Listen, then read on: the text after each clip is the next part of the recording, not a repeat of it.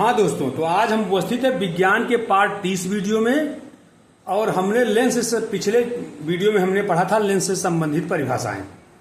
अब लेंस द्वारा प्रतिबिंब बनने का नियम हम पढ़ेंगे कि लेंस द्वारा प्रतिबिंब बनने का नियम क्या है। ठीक है दोस्तों, तो लेंस द्वारा प्रतिबिंब बनने के 3 नियम हैं। दर्पण द्वारा भी प्रतिबिंब बनने के 3 नियम थे और लेंस द्वारा भी प्रतिबिंब बनने के 3 नियम थे।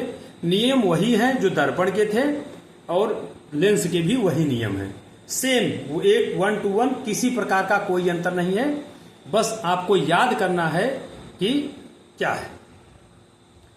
तो लेंस के मुख्य अक्ष के समांतर चलने वाली प्रकाश किरण अपवर्तन के पश्चात लेंस के मुख्य फोकस से होकर जाती है उत्तल लेंस में, या मुख्य फोकस से आती हुई प्रतीत होती है अवतल लेंस में। ठीक है, इसमें अवतल लेंस नहीं लिखा गया है, लेकिन तो देखिए क्या है। मुख्य अक्ष ये है, मुख्य अक्ष के समांतर जो भी किरण चलेगी लेंस से अपवर्तन के पश्चात फोकस से होकर जाती है। ये उल्टा बन गया है चित्र, अपवर्तन के पश्चात इधर फोकस से यहां से होकर जाएगी।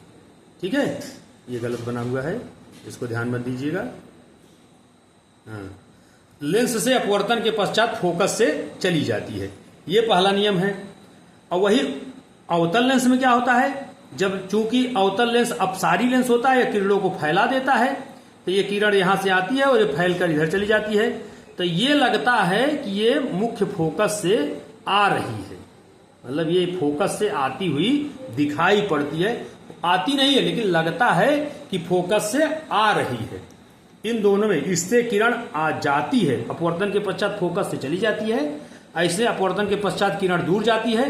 दूर जब किरण को थोड़ा पीछे बढ़ाते हैं तो ऐसा प्रतीत होता है कि ये फोकस से आ रही है। ये है पहला नियम। समांतर चलने वाली यक्ष अक्ष के समांतर चलने वाली प्रकाश किरण अपवर्तन के पश्चात फोकस से जाती है उत्तल लेंस में।